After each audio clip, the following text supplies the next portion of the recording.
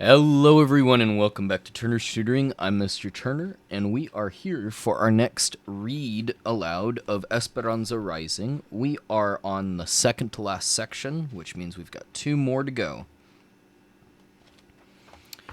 We are in Los Duraznos, Peaches. I hope you guys enjoy. Thank you for joining me. Let's go ahead and get started.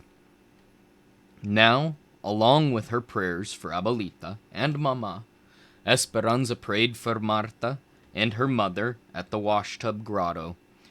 Papa's roses, although still short and squat, had promising tight buds, but they weren't the only flowers there.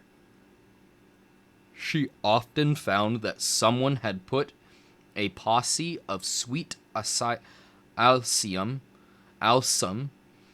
in front of the statue, or a single iris, or had draped a honeysuckle vine over the top of the tub. Lately, she had seen Isabel there every evening after dinner, kneeling on the hard ground. "Isabel, are you saying a novena?" asked Esperanza when she found her at the statue, yet again one night. "It seems you have been praying for at least 9 days. Isabel got up from her dedication and looked up at Esperanza. "I might be queen of the May. In 2 weeks on May Day, there is a festival at my school and a dance around a pole with colored ribbons. The teacher will choose the best girl student in the 3rd grade to be queen. And right now, I am the only one who has straight A's." "Then it might be you," said Esperanza. "My friends told me that it is usually one of the English speakers that is chosen, the ones who wear nice dresses. So I'm going to pray every day." Esperanza thought about all the beautiful dresses she had outgrown in Mexico, how she wished she could have passed them on to Isabel. Esperanza began to worry that she would be disappointed. "Well, even if you are not the queen, you will still be a beautiful dancer, right?" "Oh, but Esperanza, I want so much to be the queen. I want to be la reina, like you." She laughed. "But regardless, you will always be our queen." Esperanza left her there, devoutly praying, and went into the cabin. "Has a Mexican girl ever been chosen queen of the May?" she asked Josefina. Josefina's face took on a disappointed look, and she silently shook her head no. "I have asked. They always find a way to choose a blonde, blue-eyed queen." "But that's not right," said Esperanza, "especially if it is based on grades." "There is always a reason. That is the way it is," said Josefina. "Melina told me that last year the Japanese girl had the best marks in the 3rd grade, and still they did not choose her." "Then what is the point of basing it on marks?" asked Esperanza, knowing there was no answer to her question. Her heart already ached for Isabel. A week later, Esperanza put yet another bundle of asparagus on the table after work. The tall and feathery asparagus plants seemed to be as unrelenting as Isabel's desire to be queen. The workers picked the spears from the fields, and a few days later, the same fields had to be picked again because new shoots were already showing their heads. And Isabel talked of nothing else except the possibility of wearing the winner's crown of flowers on her head. "I hate asparagus," said Isabel, barely looking up from her homework. "During grapes, you hate grapes. During potatoes, you hate potatoes. And during asparagus, you hate asparagus. I suppose that during peaches, you will hate peaches." Isabel laughed. "No, I love peaches." Hortensia stirred a pot of beans, and Esperanza took off the stained apron she wore in the sheds and put on another. She began measuring the flour to make tortillas. In a few minutes, she was patting the fresh dough that left her hands looking as if she wore white gloves. "My teacher will choose the Queen of the May this week," said Isabel. Her entire body wiggled with excitement. "Yes, you have told us," said Esperanza, teasing her. "Do you have anything new to tell us?" "They are making a new camp for people from Oklahoma," said Isabel.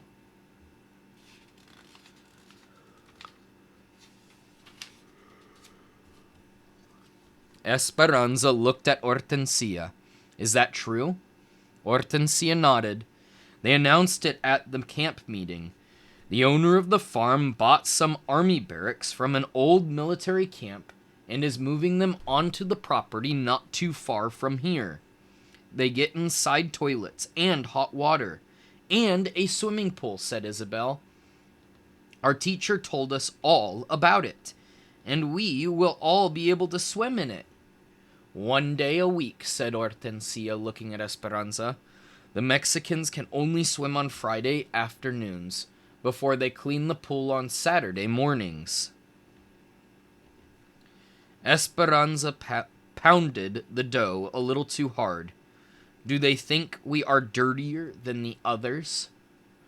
Hortensia did not answer, but turned to the stove to cook a tortilla on the flat black comal over the flame. She looked at Esperanza and held her finger to her mouth, signaling her not to discuss too much in front of Isabel. Miguel walked in, kissed his mother, then picked up a plate and a fresh tortilla and went to the pot of beans. His clothes were covered in mud that had dried gray.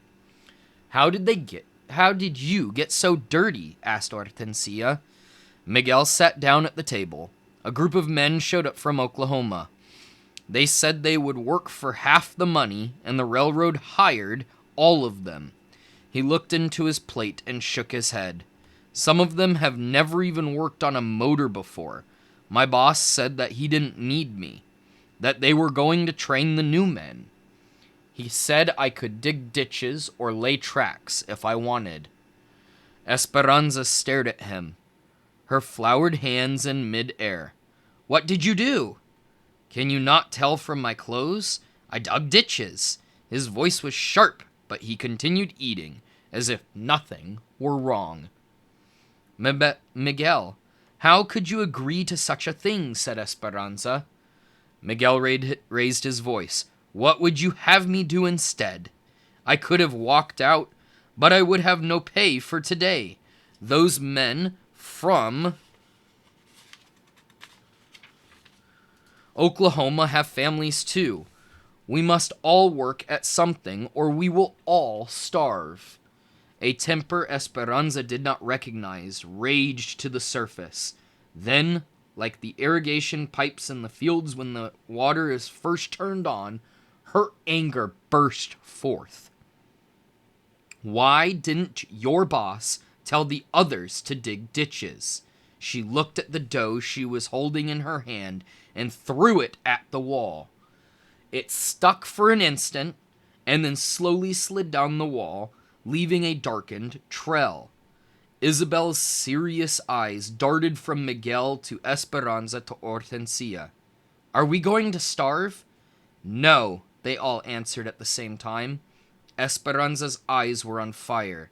She stamped out of the cabin, slamming the door, and walked past the mulberry and the chinaberry trees to the vineyard. She hurried down a row, then cut over to another. "Esperanza!" She heard Miguel's voice in the distance, but she didn't answer. When she got to the end of one row, she moved up to another. "Anza!"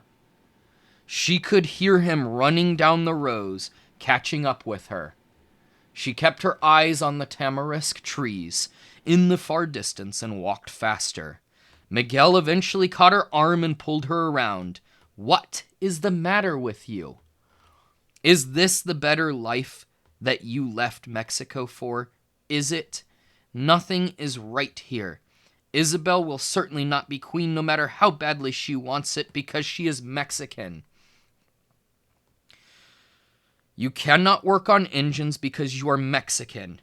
We have gone to work through angry crowds of our own people who threw rocks at us, and I'm afraid they might have been right. They send people back to Mexico even if they don't belong there. Just for speaking up. We live in a horse stall, and none of this bothers you? Have you heard that they are building a new camp for Okies with a swimming pool? The Mexicans can only swim in it on the afternoon before they clean it. Have you heard they will be given inside toilets and hot water? Why is that? Miguel, is it because they are the fairest in the land? Tell me, is this life really better than being a servant in Mexico?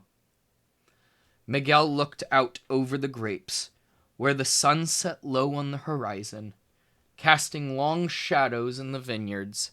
He turned back to her. In Mexico, I was a second-class citizen. I stood on the other side of the river, remember? And I would have stayed that way my entire life. At least here, I have a chance, however small, to become more than what I was. You obviously can never understand this because you have never lived without hope. She clenched her fists and closed her eyes tight in frustration. Miguel, do you not understand? You are still a second-class citizen because you act like one, letting them take advantage of you like that. Why don't you go to your boss and confront him? Why don't you speak up for yourself and your talents? You are beginning to sound like the strikers, Esperanza, said Miguel coldly. There is more than one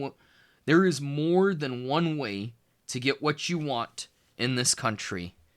Maybe I must be more determined than others to succeed, but I know that it will happen. Aguántate tantito y la fruta caerá en tu mano. The words stopped her, as if someone had slapped her face. Papa's words. Wait a little while, and the fruit will fall into your hand. But she was tired of waiting. She was tired of Mama being sick and Abuelita being far away and Papa being dead. As she thought about Papa, tears sprang from her eyes and she suddenly felt weary, as if she had been clinging to a rope but didn't have the strength to hold on any longer. She sobbed with her eyes closed and imagined she was falling, with the wind whooshing past her and nothing but darkness below. Anza, could I fall all the way back to Mexico if I never opened my eyes again? She felt Miguel's hand on her arm and opened her eyes. Anza, everything will work out, he said. Esperanza backed away from him and shook her head. How do you know these things, Miguel? Do you have some prophecy that I do not? I have lost everything. Every single thing and all the things that I was meant to be. See these perfect rows, Miguel? They are like what my life would have been. These rows know where they are going. Straight ahead. Now my life is like the zigzag in the blanket on Mama's bed. I need to get Abuelita here, but I cannot even send her my pitiful savings for fear my uncles will find out and keep her there forever. I pay Mama's medical bills, but next month there will be more. I can't stand your blind hope. I don't want to hear your optimism about this land of possibility when I see no proof. As bad as things are, we have to keep trying. But it does no good. Look at yourself. Are you standing on the other side of the river? No, you are still a peasant. With eyes as hard as green plums, Miguel stared at her, and his voice contorted into a disgusted grimace. And you still think you are a queen. The next morning, Miguel was gone. He had told his father he was going to Northern California to look for work on the railroad. Hortensia was confused and worried that he would leave so suddenly, but Alfonso reassured her. He is determined, and he is 17 now. He can take care of himself. Esperanza was too ashamed to tell anyone what was said in the vineyard, and she secretly knew Miguel's leaving was her fault. When she saw Hortensia's anxiety, Esperanza felt the heavy responsibility for his safety. She went to Papa's roses, and when she saw the first bloom, her heart ached, because she wished she could run and tell Miguel. "Please, Our Lady," she prayed, "don't let anything happen to him, or I will never be able to forgive myself for the things I said." Esperanza kept her mind off Miguel by working hard and concentrating on Isabel. When Esperanza saw a lug of early peaches come into the shed, she set aside a bag to bring home to her. She just had to have them, especially today. As she walked down the row of cabins after work, she could see Isabel in the distance, waiting for her. Isabel sat up straight, primly, with her small hands folded in her lap, her eyes searching the row. When she saw Esperanza, she jumped up and ran toward her. As she got closer, Esperanza could see the tear streaks on her cheeks. Isabel threw her arms around Esperanza's waist. "I did not win Queen of the May," she said, sobbing into the folds of her skirt. "I had the best grades, but the teacher said she chose on more than just grades." Esperanza wanted desperately to make it up to her. She picked her up and held her. "I'm sorry, Isabel. I'm so sorry that they did not choose you." She put her down and took her hand, and they walked back to the cabin. "Have you told the others? Your mother?" "No," she sniffed. "They are not home yet. I was supposed to go to Irene and Melina's, but I wanted to wait for you." Esperanza took her into the cabin and sat on the bed next to her. "Isabel, it does not matter who won. Yes, you would have made a beautiful queen, but that would have lasted for only one day. A day goes by fast, Isabel, and then it is over." Esperanza bent down, pulled her valise from under the bed, and opened it. The only thing left inside was the porcelain doll. She had shown it to Isabel many times, telling her the story of how Papa had given it to her. Although a little dusty, the doll still looked lovely, its eyes hopeful like Isabel's usually were. "I want you to have something that will last more than one day," said Esperanza. She lifted the doll from the valise and handed it to Isabel to keep as your own. Isabel's eyes widened. "Oh, no, Esperanza," she said, her voice still shaky and her face wet with tears. "Your papa gave her to you." Esperanza stroked Isabel's hair. "Do you think my papa would want her buried inside a valise all this time with no one playing with her? Look at her. She must be lonely. She is even getting dusty."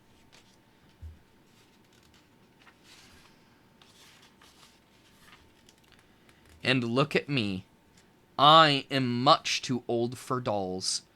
People would make fun of me if I carried her around, and you know how I hate it when people laugh at me. Isabel, you would be doing me and my papa a favor if you would love her." "Really?" said Isabel.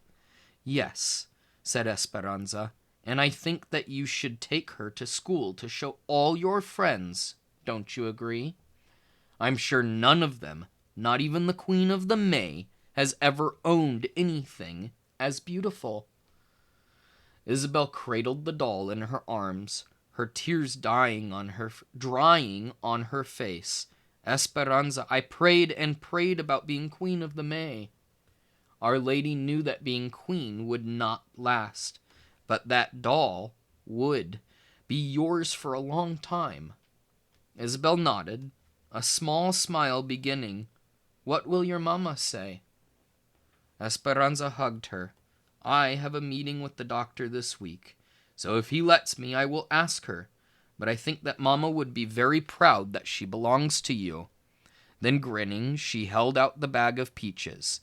"I hate asparagus, too." Esperanza and Hortensia waited in the doctor's office. Hortensia sat and tapped her foot, and Esperanza paced, looking at the diplomas on the wall. Finally, the door swung open and the doctor walked in, then scooted behind his desk and sat down. "Esperanza, I have good news," he said. "Your mother's health has improved and she'll be well enough to leave the hospital in a week. She is still a little depressed, but I think she needs to be around all of you. Please remember, though, that once she goes home, she will have to rest to build up her strength. There is still a chance of a relapse." Esperanza started laughing and crying at the same time. Mama was coming home. For the first time in the 5 months since Mama had entered the hospital, Esperanza's heart felt lighter. The doctor smiled. "She has been asking for her crochet needles and yarn. You can see her now for a few minutes if you'd like." Esperanza ran down the hospital halls with Hortensia behind her to Mama's bedside, where they found her sitting up in bed. Esperanza flung her arms around her neck. "Mama!" Mama hugged her, then held her at arm's length and studied her. "Oh, Esperanza, how you've grown! You look so mature." Mama still looked thin, but not so weak. Esperanza felt her forehead, and there was no fever. Mama laughed at her. It wasn't a strong laugh, but Esperanza loved the sound. Hortensia pronounced that her color was good, and promised to purchase more yarn so that it would be waiting when she came home. You would not believe your daughter, Ramona. Ramona. She always gets called to work in the sheds. She cooks now and takes care of the babies as well as their own mother. Mama reached up, pulled Esperanza to her chest, and hugged her. "I am so proud of you." Esperanza hugged Mama back. When the visiting hour was over, she hated to leave, but kissed Mama and said her goodbyes, promising to tell her everything as soon as she came home. All week they prepared for Mama's homecoming. Hortensia and Josefina scrubbed the little cabin until it was almost antiseptic. Esperanza washed all the blankets and propped the pillows in the bed. Juan and Alfonso cushioned a chair and several crates under the shade trees so that Mama could recline outside during the hot afternoons.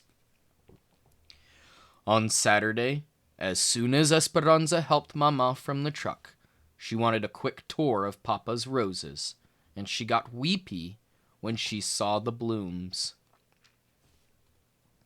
Visitors came all afternoon. But Hortensia would only let people stay a few minutes. Then she shooed them away for fear Mama wouldn't get her rest. That night, Isabel showed Mama the doll and how she was taking care of it. And Mama told her that she thought Isabel and the doll belonged together. When it was time for bed, Esperanza carefully lay down next to Mama, hoping she wouldn't disturb her. But Mama moved closer and put her arms around Esperanza and held her tightly. "Mama, Miguel is gone," she whispered. "I know, mija. Esperanza told me. No, Hortensia told me. But Mama, it was my fault. I got angry and told him he was still a peasant, and then he left. It could not have been all your fault. I'm sure he knows you didn't mean it. He'll come back soon. He couldn't be away from his family for long." They were quiet. "Mama, we've been away from Abuelita for almost a year," said Esperanza. "I know," said Mama quietly. "It does not seem possible. But I've saved money. We can bring her soon. Do you want to see how much?" Before Mama could answer, Esperanza turned on the light, checking to make sure she hadn't woken Isabel. She tiptoed to the closet and took out her valise. She grinned at Mama, knowing how proud she would be of all the money orders. She opened the bag and her mouth dropped open. She couldn't believe what she saw. She tipped the valise upside down and shook it hard. It was empty.